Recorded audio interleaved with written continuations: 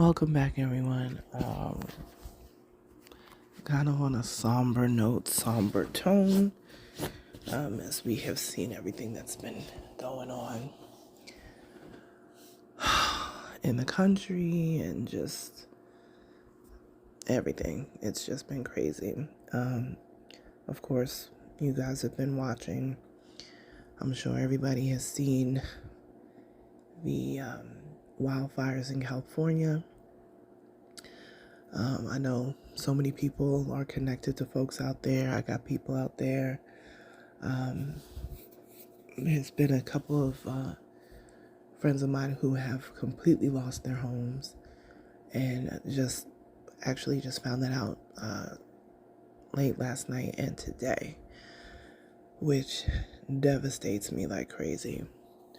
They're okay. The family's okay. They thankfully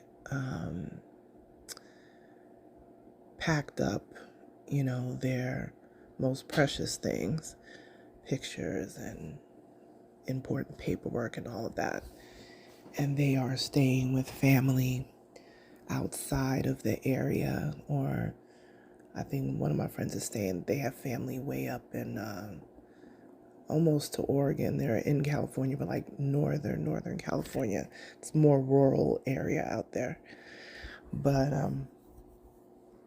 this has been so disheartening, and just the way that people are acting, in comments on social media. And I think a lot of people, we're learning, I guess, over these last couple days, celebrities that have lost their homes and things like that, and them talking about it and posting about it, and how insensitive people are, and not really caring much about the more affluent community there, because they're going to be fine. They're staying in 5-star hotels, and people work hard. A lot of these celebrities don't come from anything. They don't. The majority of celebrities really have worked their way up, and they don't come from money, and they don't come from these backgrounds. They just happen to do these amazing type of jobs, that entertain us. And they really, I think their job can be tough at times, because they have to give up a lot of their life to always be on. They can never have an off day in public, because, people will always have something to say. I don't care if it's a celebrity. I don't care if it's somebody who had a 1-bedroom condo. Everybody is important. Every life is important. Every person has purpose, whether they've discovered their purpose or not, whether they know they're important or not. God created us all.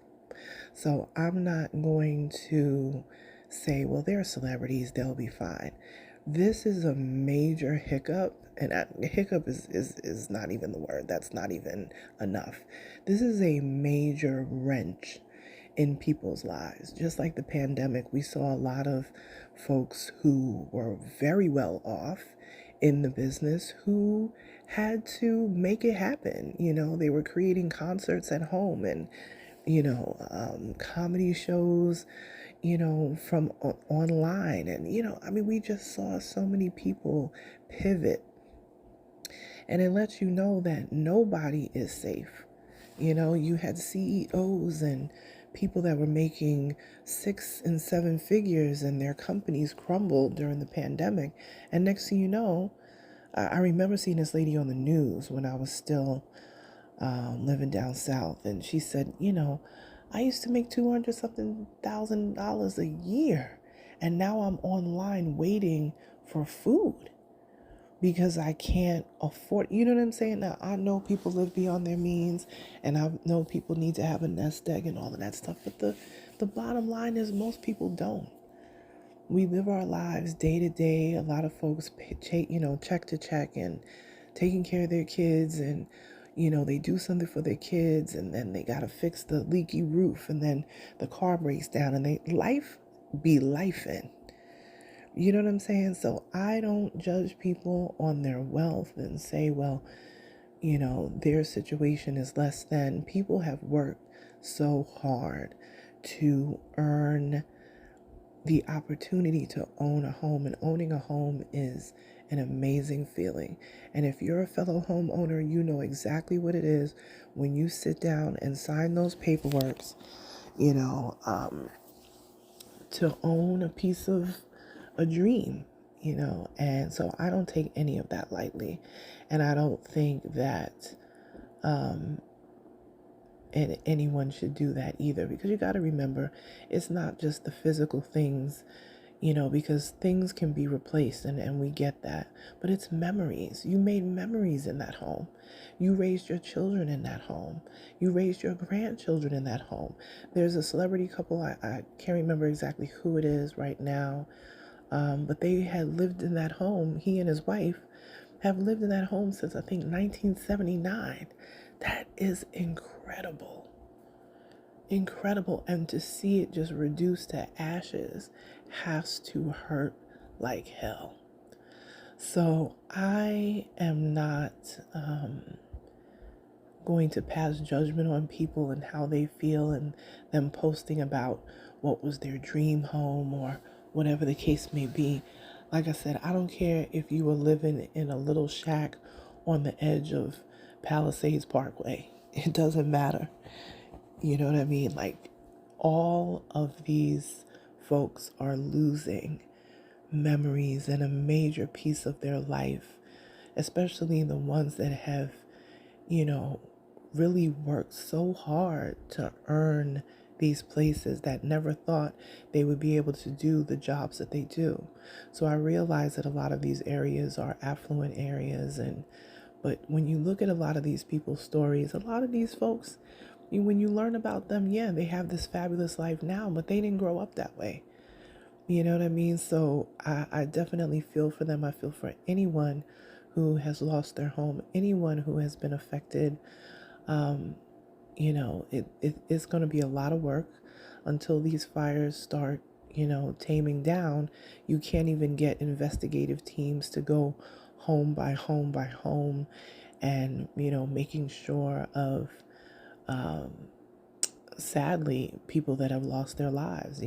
That number is probably, unfortunately, going to jump uh, in number probably in the next few days, because they're saying that the Santa Ana winds are due to pick up again um, on Tuesday or Wednesday or something, I think was the last report that I saw. So I'm like, my God, they only have, this weekend and Monday to try to see what they can do. And it's a lot of work, because fire damage is just, to honestly, I don't know what's worse, if it's fire damage or water damage. I mean, it's just, fire damage to me is just ashes. And a lot of people said it's been raining ashes, for 2-3 days. You got to think of people that have asthma and pre-existing conditions, and that are immunocompromised. They're breathing in this air, and this air, California is already known for its smog, and you know air quality that isn't the greatest to begin with. So just tack this on to it as well, and it's causing a lot of problems, a lot of problems. But I am definitely praying for California. I know that they are going to bounce back from this. There's going to be lessons learned from this. There's going to be accountability of government that is going to come out on the other end of this. But right now, there's a lot more I can say about that front. But right now, it is about it's about the victims. It's about the people and the things that they need. And quite frankly, there are people who are losing their homes, and people who have been pretty well off, and the more affluent community, that they have lost their homes, and they are in the process of evacuating and still setting up funds for people less fortunate than themselves. And that, to me, is a testament of community for real. We cannot wait on government to fix everything. We cannot wait on, local politicians to do everything. We as a community have to help each other. It was very moving to see neighborhood after neighborhood of people that were watering each other's homes. Like literally, there was a guy who climbed up on the roof of his neighbor, and the fire is next door, in the house next door to his neighbor, and he wet his roof and his house as much as he could, and then he jumped on top of the roof of his neighbor, and because they had already evacuated and left, and he wet the top of his roof. And man, it's just shocking to see whole neighborhoods just gone. It really is. It's just, to be honest, it's not something that we're used to seeing here, in this country. I know there are people who, they're going to say, well, I grew up in a war-torn country and this is what happens all the time. And, all this sort of stuff, like, and I get it. I get it. I didn't grow up that way. And the majority of people, in the Western world or in America did not grow up that way. So this is definitely a devastation that we have not seen ever. And it's emotional. It's definitely emotional to see people. I know what it's like to scrimp and save and own a home and do renovations and see your dream come to fruition, and then for it to be reduced right in front of your eyes to ashes is very, very traumatic. And but I'm like I said, I'm praying for California. I'm praying for all of the folks who got out with the clothes on their back, for the folks that did get to evacuate earlier. And it's very tough to be displaced, especially when you have a family, when it's not just you or your partner or whatever, when you have children and animals and pets, and, all of that comes into play as well.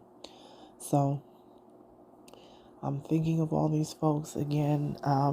I always give a great place to donate to, and that's World Central Kitchen. I have been a donating individual to World Central Kitchen for quite a few years, and I have never had any problems with them, or they're very transparent about what they do, and they go live all the time, and or post videos all the time of how they're setting up and what they're doing and when they get on the ground. And sometimes they're the first people on the scene of a lot of disasters, not even just in this country, but outside of this country. They've been in the islands when the Bahamas had those horrific storms, and I don't know how Chef Jose Andres does it. And if you're familiar, he's been on Food Network and he has a myriad of businesses, restaurants, and things.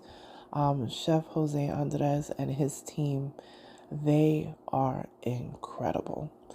And the work that they do is just, it's tireless.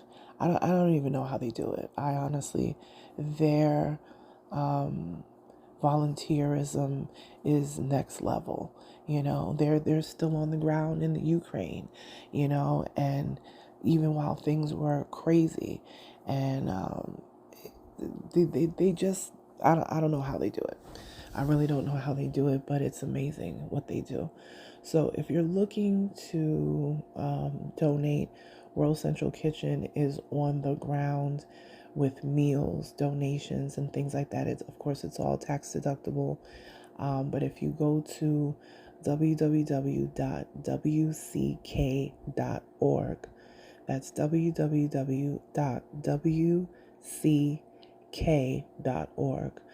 and it's World Central Kitchen, and the head of World Central Kitchen, who is kind of like the face of the organization, is Chef Jose Andres, who, you can Google him, but he is a well-known chef. And his humanitarian, his, I can't even say the word, his humanitarianism is unmatched, honestly. It really is. As far as his circle, it's incredible. So that's an organization that I have already donated to and will probably donate to again specifically for this. But they also have monthly donations where you can make it, a recurring donation, which I do because the work that they do is just so needed. So, I didn't want to be on here too long, but I just wanted to check in. I wanted to touch on what's happening because we're all going to be affected by this for a very long time. These are completely wiped out neighborhoods, like whole neighborhoods. And somebody gave a comparison on one of the news outlets, and they said the area of, especially the Palisades area, is like the square footage of all of Manhattan. And I said, oh my gosh. And when they did like a side by side, I said, wow. And all these houses are just rubble. I mean, it looks like a bomb went off. It just is absolutely devastating and traumatic, to lose your home. And even if you got every single thing out of your house, you're still losing the structure. And that structure holds a lot of memories and moments and, sentimental things, So again, I don't want to keep you guys too long. I didn't even think I was going to speak this long about this, but if you feel comfortable with donating to World Central Kitchen, I encourage you to do so. If you feel comfortable doing local organizations and things like that, please definitely do so. There's a few local organizations here in the tri-state area, New York, New Jersey, Connecticut, that'll be doing donations and getting things out to the West Coast. And, so I'll definitely be a part of that. And, there's so many organizations that are coming together, all of our sororities and fraternities and, NAACP and, a whole bunch of different organizations within our own communities who are really on the ground doing a lot to, make sure that people get the aid that they need. So again, keep California in your prayers and any area in the country or the world that is going through, trauma, turmoil, and anything. Let's not forget what's going on, in Palestine. Let's not forget what's happening in the Ukraine. Let's not forget the things that are happening in, the war-torn parts of Africa. Let's not forget that, because those things are still happening and they're important. But let's help these folks as much as we can, because the quicker that people get back up on their feet is the quicker that people can come together as a community. You know what I mean? The quicker that you help someone else, they'll be able to get the strength, and then the two of you can help people, and you help someone else, and then the three of you can help people. And it's just like a chain, Yeah, it's been very hard to watch the news. And that's another thing too. Don't consume yourself with the news. If it's too much, shut it off for a while and take a breather, which I definitely had to do. I couldn't consume the fires burning anymore, and all that stuff. It was very hard to it's very hard to watch. It's very hard to watch, especially when you're so far away and there's not that much you can do but donate. But if you can donate, if it's $5, donate $5. If you know there's organizations that are going to be sending truckloads of water or baby supplies and clothing, and, you got to remember people lost everything, so... All right, you guys, that's all I really had to say. If you want to follow me, Instagram is the best place to follow me, at Onyx Queen Media. And I'll talk to you soon. Bye, you guys.